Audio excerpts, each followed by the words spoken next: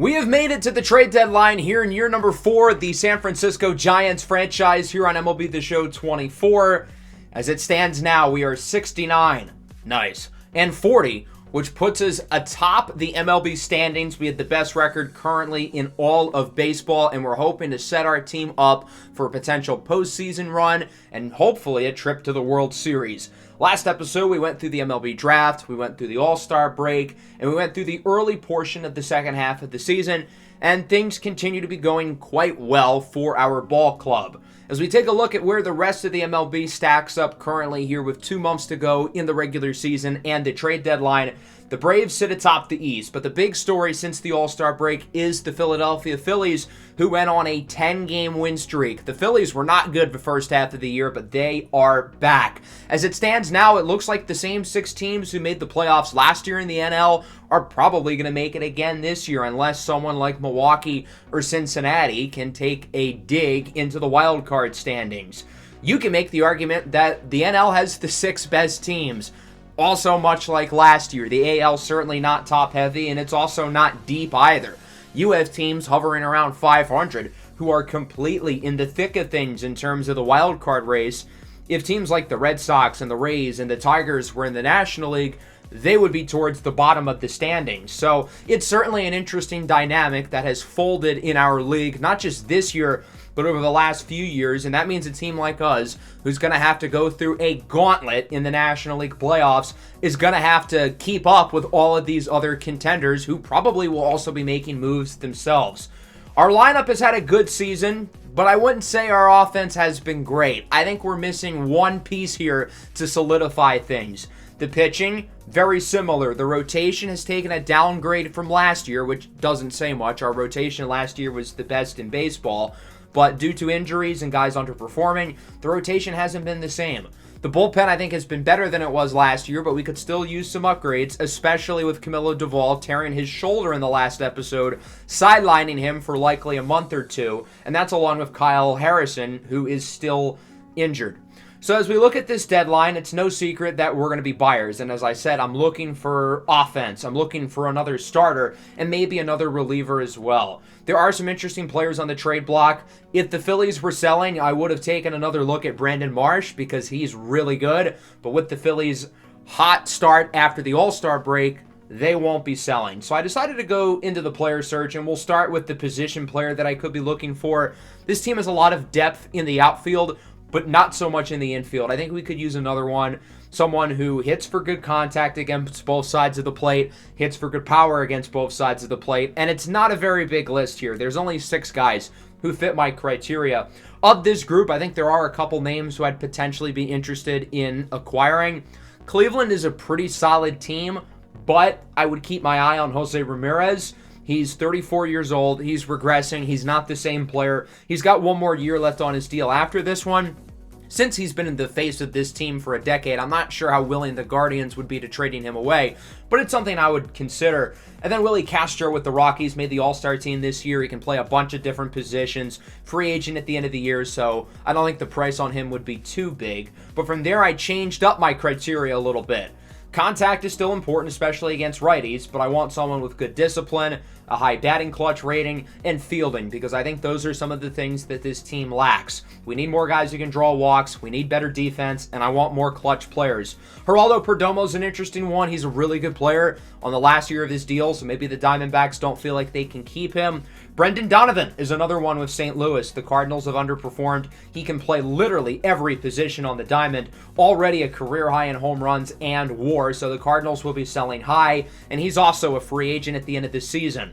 So I decided to then make my criteria a little bit more loose. There's more players here. Jose Ramirez is back. There's J.P. Crawford. But there aren't that many other great choices. One guy I took a look at here was Colt Keith with the Detroit Tigers. He's a guy who could be here for the long haul, 25 years old, a potential. But the problem is he has a negative WAR because his defense has been god-awful. This team, it's more consistency on defense, not a guy with 16 errors. I took a look at outfielders with the criteria as well. I'd rather get an infielder, but I'm not opposed. Gavin Lux could work with the Royals, another guy who plays all over the diamond. but he has also been a trash can on defense, and I don't want someone who has struggled in the field. So of these options, I think Brendan Donovan would be our best choice with the Cardinals. This offer would be a really good one for us, but I don't see any reason St. Louis would do that, given that Orlando Arcia has been struggling, which is the whole reason why I'm looking for another infielder to begin with.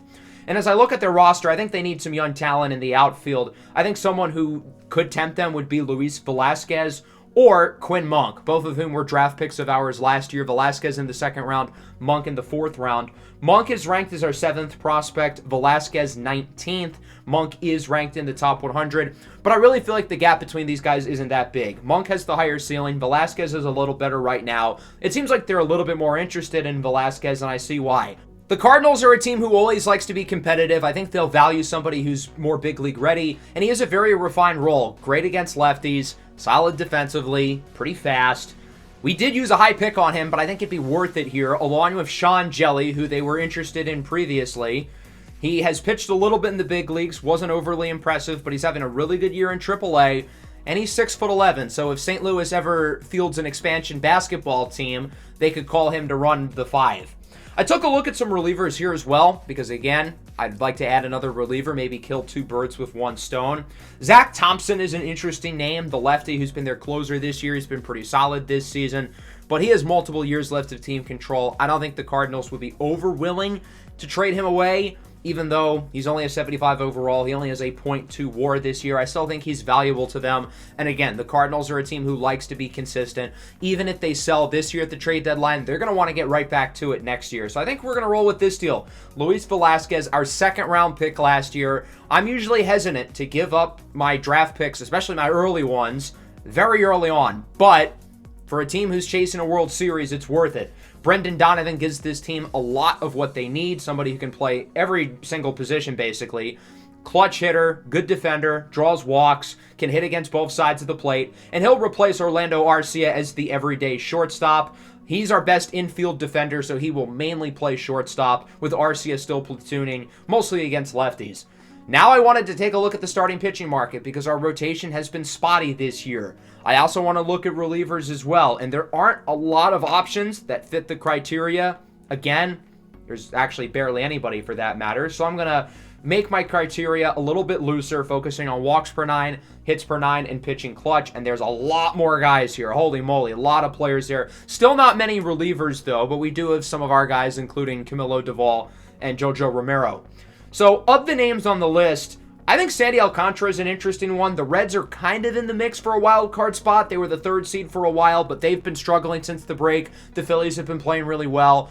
A couple of years ago, the Reds looked like this scary new team in the National League who's going to terrorize everybody, and they've been good, but the NL is so stacked that they haven't been able to make the playoffs. They have a lot of guys in this rotation, including Chase Petty, who might be ready sooner rather than later, and with Alcantara being a free agent at the end of the year, I could see them wanting to trade him away.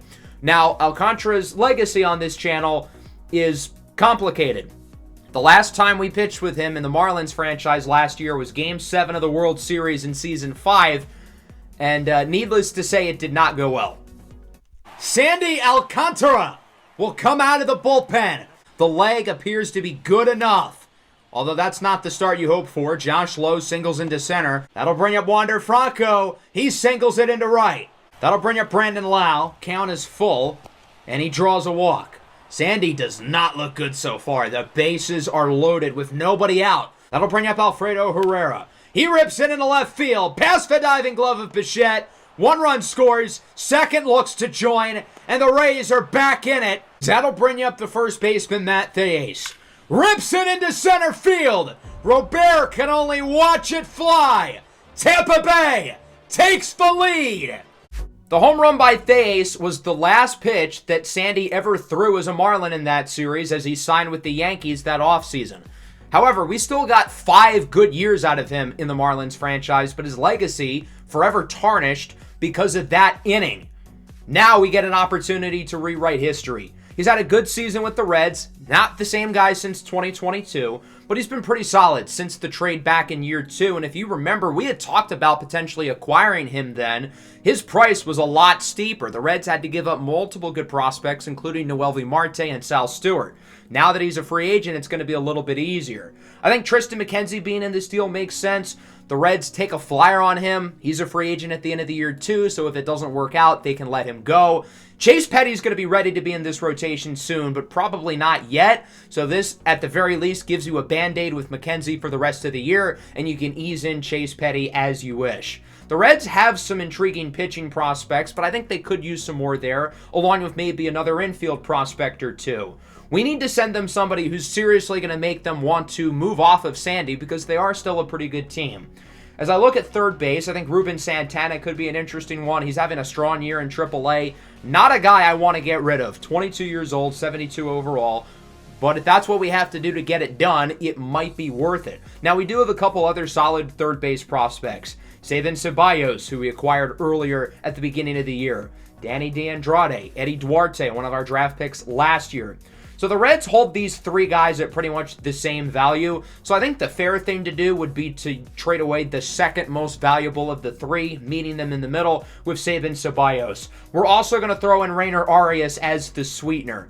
Going into this series, Arias was one of the top prospects in our entire organization, and it just hasn't really worked out with him. I feel like he has taken some strides this year. He's built some of his high stock back up. And he's only 21 years old, so maybe there's a world where he does develop with the Reds. I still think the upside with him is there. We're also going to get relief pitcher Vincent Timpanelli. He has a cool mustache. That might be the most New York name and appearance I've ever seen. And there you go. The deal is done. Sandy Alcantara is a San Francisco Giant. And for those of you who watch the Marlins franchise, I imagine the PTSD is coming back. But look, I am hoping to rebuild his legacy here on this channel after it completely fell apart in Game 7 of the World Series back in Season 5. I do want to look at adding another reliever, though. I think Gabe Spire, the lefty with the Seattle Mariners, could work. He's had a really strong season this year, a career year, 2.15 ERA, whip below 1. He doesn't have a great history, though, so I don't think it's going to cost us that much. Adrian Sagusti, the catcher, we have a lot of catching depth in our system, so I think we can do without him, and that's going to be our addition to the bullpen. So those are the three moves we're going to make here at the deadline, and I feel good with what we did. I wanted to add another impact bat, another starter, and another reliever, and we did all three of those things. We started off by acquiring Brendan Donovan, who's going to be a big piece of the offense, Sandy Alcantara to the rotation, and then Gabe Spire to the bullpen. We do have a couple extra spots on the roster, so we're going to send down Yariel Rodriguez, who's played pretty well since being called up, but I don't have anybody else to send down. And then with the addition of an infielder, we have to send down either Liover Peguero or Zach DeZenzo. DeZenzo's played a lot more this year than Peguero, mainly because he's a really good defender, but he is just an abysmal offensive player. And I feel like Peguero is good enough defensively and an upgrade on offense to where we're going to send down DeZenzo. So this is what the lineup now looks like. Donovan batting 7th against righties, playing shortstop. And we're not going to have him start against lefties. Arcia will hold his spot at shortstop there. I like the idea of having Donovan come off the bench at times because he's a clutch hitter. We can put him in during certain situations where we might need a big hit. And I think him not starting every day really works. Alcantara slides to the rotation. Spire slides to the bullpen. And that's our trade deadline. But we've got to talk about the moves for the other teams across the rest of the MLB. The Red Sox will be trading away Framber Valdez. I looked at him when we were looking at starters and obviously landed on Alcantara. He'll be going to the Rangers in a package headlined by Kumar Rocker, Carlos Garcia, and Maxton Martin. The Red Sox are around 500. They could compete, but instead they're going to sell. Logan Gilbert is going to the Yankees. He's been a little inconsistent this year, but is still one of the better pitchers in our league. And the Mariners are going to get 3 B potential prospects back. Now, if you remember, the Yankees gave up a big haul last year for Freddie Peralta. They did not re-sign him, and I feel like they really regretted that. So they made sure to extend Gilbert immediately. 4 years, $88 million. He'll be a Yankee for the long haul. The Marlins will be sending away power-hitting third baseman Jake Berger. He'll be going to the Toronto Blue Jays, a team who's been surprisingly good this year. So the Marlins are going to get back 2 solid prospects, most notably shortstop Tetsuji Suganama. Next up, a big one. The Pirates are trading O'Neal Cruz to Atlanta. Cruz has another year and a half left of team control. And ever since losing Orlando Arcia, the Braves have had a revolving door at shortstop between Logan Davidson, Marco Luciano, and Jose Barrero. It doesn't help that their other middle infielder, Ozzie Albies, tore his ACL earlier in July and is out for the rest of the year. Albies is also a free agent, so they might not even retain him. They need somebody else in that middle infield, and they're going to give away two solid pitching prospects, Owen Murphy and Mark Ibar. Two more deals, both within our division. The Padres and Dodgers are both going to be aggressive. San Diego is trading for Shane McClanahan from the Tampa Bay Rays.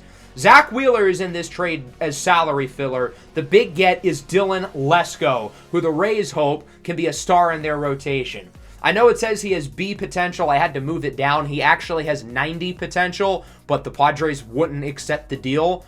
This is a very good trade, though, for San Diego because they're keeping him in AAA for whatever reason. It doesn't seem like they really need Lesko, so why not go out, get an ace like McClanahan, and form a deadly 1-2 punch at the top of the rotation with Roki Sasaki. Now, the one question here is McClanahan is going to be a free agent at the end of the year, and the Padres lost all of their impending guys last year, such as Jazz Chisholm and Ha-Seong Kim. Well, San Diego decided to get ahead of business this year. They extended McClanahan on a 6-year deal, so he's going to be here for the long haul with Sasaki and Trevor Rogers.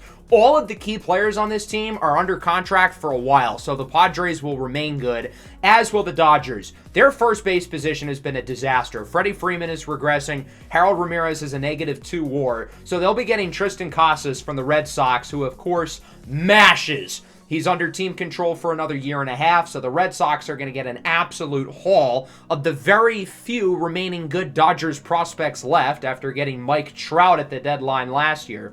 So that Dodgers lineup is now quite scary.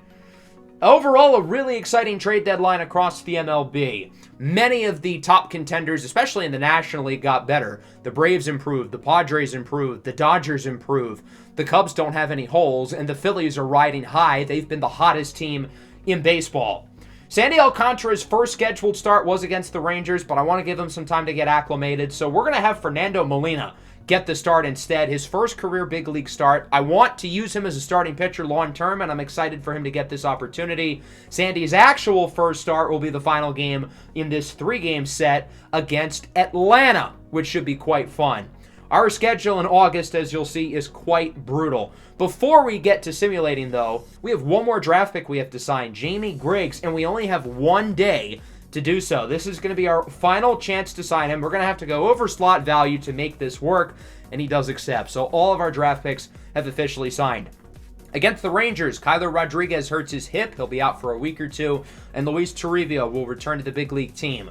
Mason Miller hurts his finger. He'll be out for a week or two. As we end up going 3-2 across the 5 games that I simulated, we lost the series against the Rangers, but Fernando Molina performed really well in his start. 6 2/3, allowing just 1 run. We scored 7 runs off of 5 hits. We lost the last 2 games, though, including another disastrous start from Carson Wisenhunt, allowing 8 runs in less than 2 innings. He is ice cold. Kyle Harrison cannot come back soon enough. We do win the first 2 games against Atlanta, 6-0 in the first matchup. The offense hit the ball well, homers for Sable and Happ. Aaron Savale, complete game shutout. That's the Savale we've been missing from last year. And then the second game, we win 8-5. Brendan Donovan goes deep, drives in 4. Mason Miller struggles, then he gets hurt, and the bullpen shoves the rest of the way. So now we have another open spot in the rotation here with Miller hurt and Kyle Harrison still needing a few more weeks to get back. I thought about going to the minors. I thought about Scott Rios potentially, but Fernando Molina had a really good first start. I think he's earned another opportunity for a couple more games, and then Yariel Rodriguez will replace him as the long reliever. So that'll bring us to this matchup here with Sandy Alcantara getting the start. We are 5-0 against Atlanta this year. We have not lost to them. We swept them in July, including the crazy comeback in the last game, and we've won the first 2 here. So let's see if we can sweep them again and get complete revenge for them beating us in the NLCS last year. It should be a fun one here at Oracle Park as Sandy Alcantara, acquired at the trade deadline from the Cincinnati Reds, makes his debut as a San Francisco Giant. We nearly acquired him a couple years ago. We ultimately opted for Mason Miller, of course, instead. And obviously, we know Sandy's complicated legacy here on this channel, and he's going to get the opportunity to rebuild it after his disastrous Game 7 of the World Series in the Marlins franchise. As we take a look at both lineups and we take a look at Sandy Alcantara, who's had his best season with the Cincinnati Reds, but given the talent they have in the rotation, they've got some really good pitchers. Tyler Glasnow, Nick Lodolo, Hunter Green. They didn't want to pay Sandy long term, and with the NL being stacked, they didn't like their chances competing for a World Series spot. Alcantara walks Christian Arroyo, and the Braves get an early base runner here. Arroyo will be the regular starter at second base going forward with the injury to Ozzie Albies. Acuna puts it on the ground. This could be two. Murakami to Happ to Toribio, who's getting the start at first. 5-4-3, inning-ending double play, and a strong first inning as a San Francisco Giant for Sandy Alcantara. A.J. Smith-Shawver will get the start here for Atlanta. 3.7 ERA, 1.31 whip, and 14 starts this year. He's been pretty good. Started the year as a long reliever, but the Braves are now using him in the rotation with the regression of John Means. 3-1 here for Ian Happ. Gets a hanging pitch up and away, and he capitalizes, single into center field. And so Happ is aboard here with one away, and we'll see if the Giants can drive him in, get some early runs across. That'll bring up J.P. Crawford. Count is even at 2-2, and he goes down on the slider. Crawford's been a little up and down since coming back from his injury in early July. That'll bring up Stone Garrett, who's also been up and down since coming back from his injury, averaged down to 229, but he sends this one into right field. It goes off the wall!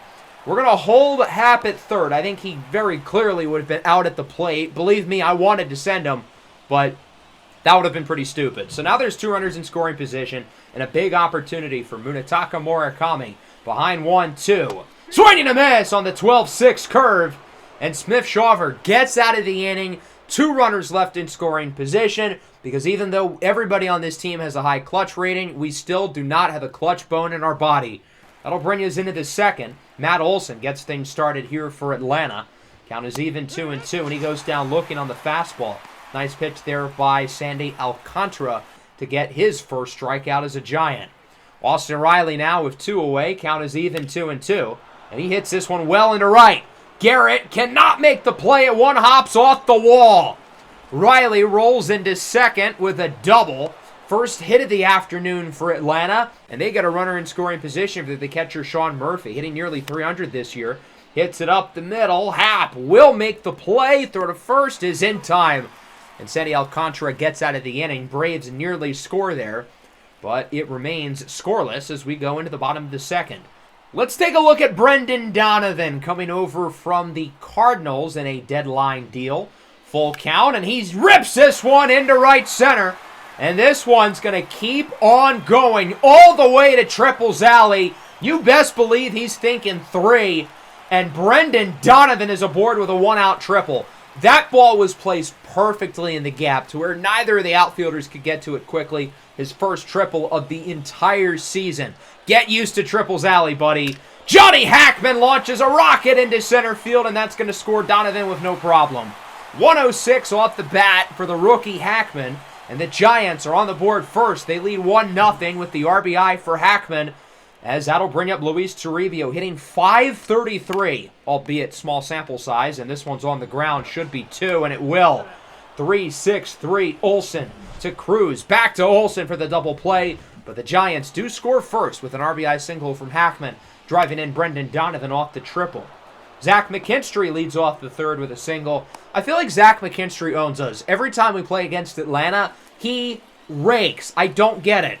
That'll bring up Adam Duvall now. Count is even 2-2. He lines it to first. Toribio to Donovan to Alcantara, who makes his way to the bag in time to turn an untraditional 3-6-1 double play, and that'll bring us back to the top of the order. Money Mike. Michael Harris grounds it to first. Toribio makes the play. Overall, pretty good start for Sandy Alcantara. 3 scoreless innings. It hasn't been perfect. He's led up a base runner in each inning, but otherwise he's looked good. Jung-Hoo Lee crushes this baseball into right, and San Francisco adds to the lead. It's 2-0.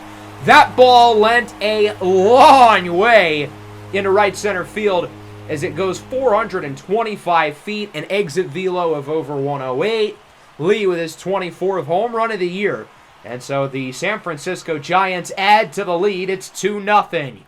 That'll bring us to the top of the fourth. Sandy getting a good amount of run support early as Christian Arroyo lines this one into right. That'll go for a hit. Garrett makes a good angle on the ball, and so Arroyo, who is fairly fast, is going to have to hold up at first.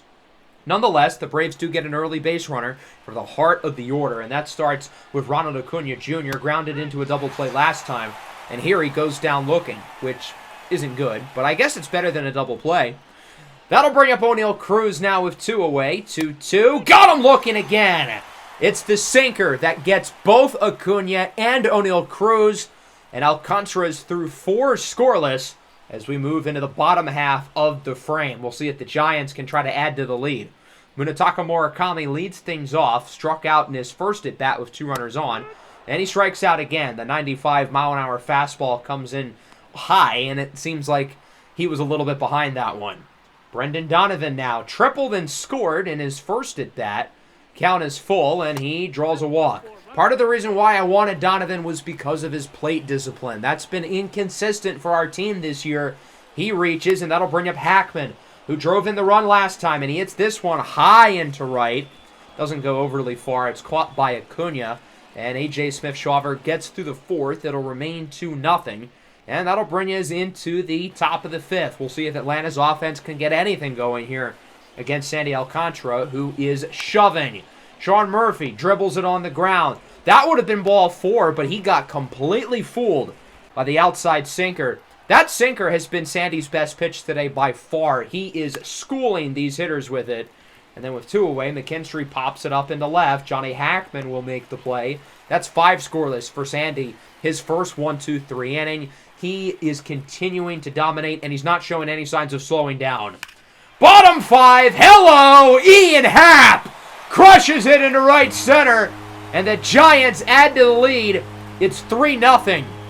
Ian Happ with another long ball. That is number 25 on the year for him.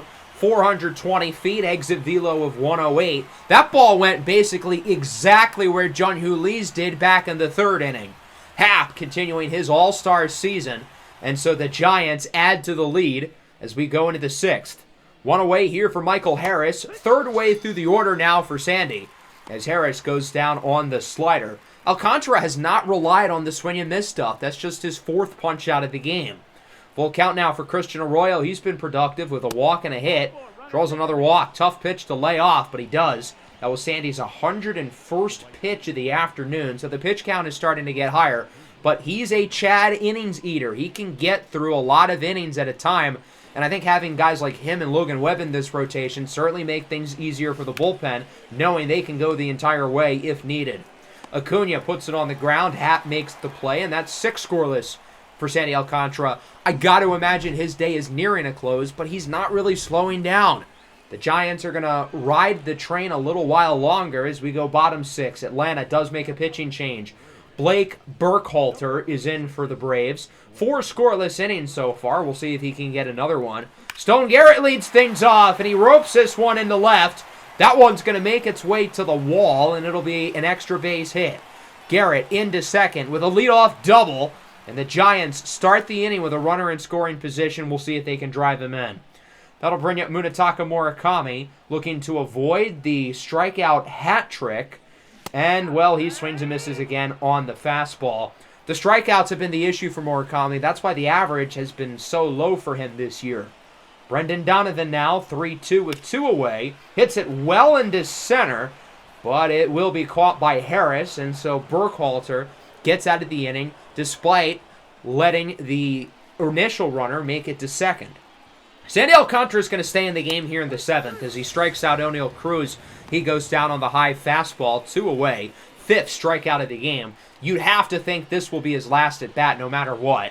3-1 for Riley, and it's a walk. The plan going into the inning was if Sandy lets up a base runner, we're going to yank him.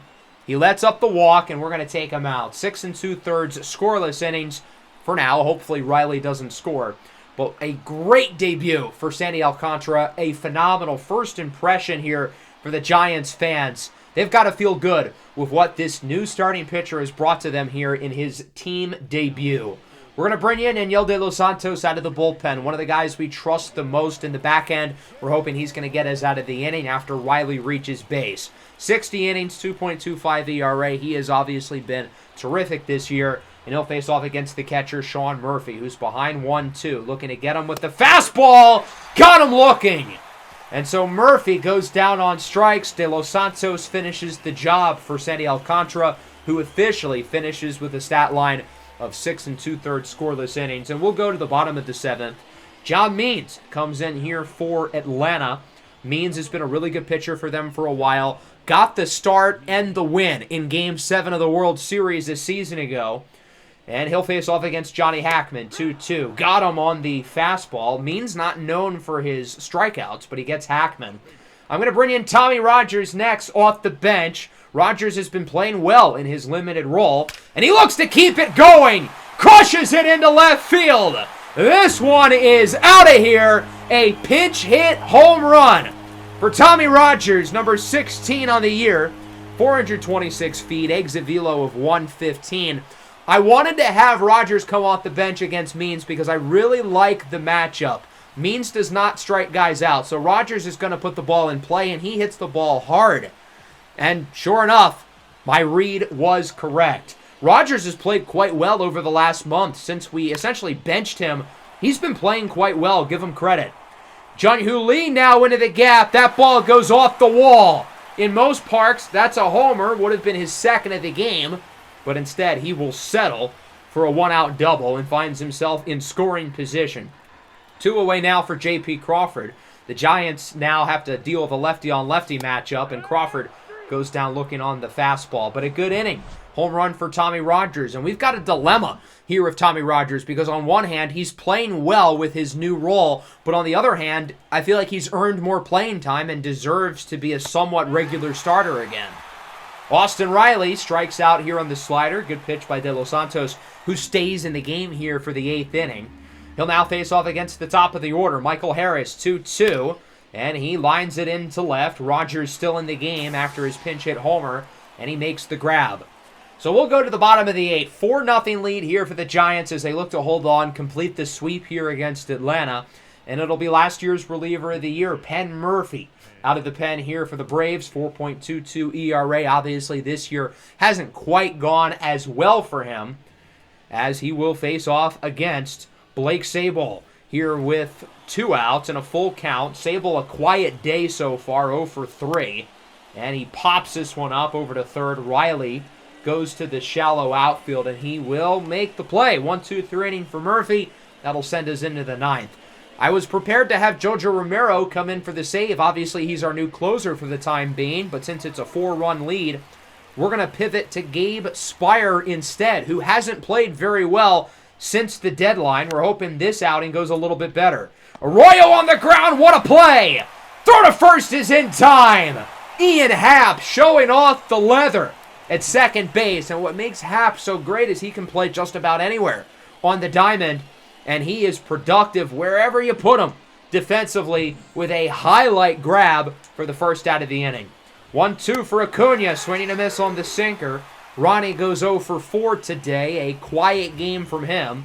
And this one comes down to Matt Olson. He hits this one well in the left. At the track, at the wall, it is caught by Tommy Rogers. And the Giants shut out Atlanta 4-0, a pitching masterclass. And the Giants sweep Atlanta, not just in this series, but in the season as a whole, going 6-0 against the Braves. Why couldn't we get this last year in the playoffs? Better late than never, I suppose. Sandy Alcantara, obviously the big story. He was terrific. 6 2/3 scoreless innings, let up just 3 hits, 3 walks, struck out 5. Christian Arroyo was pretty good for Atlanta. He had a hit and 2 walks, and nearly had another hit if not for the great play by Ian Happ. He reached base 3 times, but the rest of the team only reached base 3 times combined. On offense, when we hit the ball really hard. We relied on the long ball with the 3 homers by Lee, Happ, and Rogers. And overall, a really strong win. Offense wasn't perfect, but they did more than enough, and obviously the pitching was terrific. So we'll see if we can keep things going. I'm going to simulate the series against the Cubs. A big 3-game set against a very good Chicago team, followed by 4 in St. Louis. Brendan Donovan returns. So our win streak is continuing. We end up winning the first 2 games against the Cubs, and we're looking to sweep them. Johnny Hackman has a hit streak on the line, and that's a really tough pitch to lay. Down 0-2. Jeff Hoffman on the mound, as it's a 1-2 count. Another really tough pitch to lay off, but he does. 2-2 now for Hackman. That one was a little bit easier, but still kind of close, and he brings it up to a full count. Hackman skies this one. It's high and deep and a right. It's got some traction. At the track, at the wall, it is caught. And so it looks like the hit streak is going to be over for Johnny Hackman as Seiya Suzuki comes down with it. The Cubs would add to their lead. They end up winning somewhat big by the final score of 11-5. So in the 8th and 9th innings, it was Seiya Suzuki who drove in 2, and then Lourdes Gurriel brought in the last run. We were due for a loss, though, with a 5-game win streak against 2 of the best teams in the NL. So going 5-1 against the Braves and the Cubs is a massive win. What's not a win, though, is allowing 2 home runs to the former Giant Max Kepler, who was just acquired by the Cubs a few weeks ago from the White Sox. Not a good start for Aaron Savale, certainly a lot different than his last start. Kyler Rodriguez is healthy, though, and so Luis Toribio will move back down to the minors. Kyle Harrison is off the 60-day injured list. He's not healthy, but we're going to put him back on the roster, and Yariel Rodriguez will move down to the minors. So we're going to hop into this last game against St. Louis. The Cardinals have taken 2 of 3 against us, and we're looking to change that. 1-run game, 2 on, full count, 1 away. Kyler Rodriguez strikes out. I trust Kyler more than just about anybody in late-game situations, but he's unable to make a play there. Now the Cardinals are going to go to the bullpen with Yennier Cano. We're going to bring in Blake Sabol off the bench. Mr. Clutch does not come up big on a full count as he swings at the outside sinker. It was just barely in the strike zone. Really good pitch by Cano, and Sabol's unable to square it up. And the Cardinals hold on to their lead as that'll bring us into the 9th. We're going to have another chance with Patrick Bailey reaching base. Zach Thompson, who we thought about trading for, is in for the save, and he'll face off against the top of the order. Johnny Hackman, 2 for 4. Puts it on the ground. This should be 2. This team still has no clutch bone in their body. Not ideal. And this game's going to come down to the former Cardinal, Brendan Donovan. Got a nice ovation before this series, and he swings at a pitch in the dirt. Part of the reason why I like Thompson is because the movement he has on his pitches is filthy. Cardinals win at 6-5. They take 3 here against the Giants. The final 3 games of the series, to be specific. We had our chances, especially in the 8th inning, but we're unable to come up big. The offense was overall fairly good, though. The pitching, not so much. Carson Whisenhunt actually wasn't horrific. It was Yaniel De Los Santos who lost us the game. De Los Santos has been great this year. I don't really want to dog on him, but he did struggle in this game. It was the reason why we lost. Some notable performances during the games we simulated, including, of course, our wins against the Cubs. Here in this game, we won 8-6. They had 2 errors. Tommy Rogers had 2 triples, doubling his triple total on the year. We had 2 errors in each of the other 2 games, though, so don't get too excited. In our 7-2 win against the Cardinals, they, again, 2 errors. What is with the horrible defense here? Fernando Molina made his second start, pitched fairly well, 4 2/3 innings, allowing 2 runs, before, of course, we dropped the last 3 games. We've added a little bit to our lead, though, in the division, up by 2 against San Diego, 3 against the Dodgers. And as we look at our schedule here in the rest of August, it is going to be a gauntlet. In Cincinnati against Sandy's former team, he'll get the start in the last game. Then we've got the Astros, we've got the Yankees, we've got the Dodgers. It's going to be a really hard month of August, and we're going to see how cut out that this team is to play against the best teams in baseball, because that's what the schedule is going to look like in October. So that'll wrap up the episode. Let me know what you guys thought of the trade deadline down below in the comments. Make sure to leave a like and subscribe to the channel if you are new. Peace out.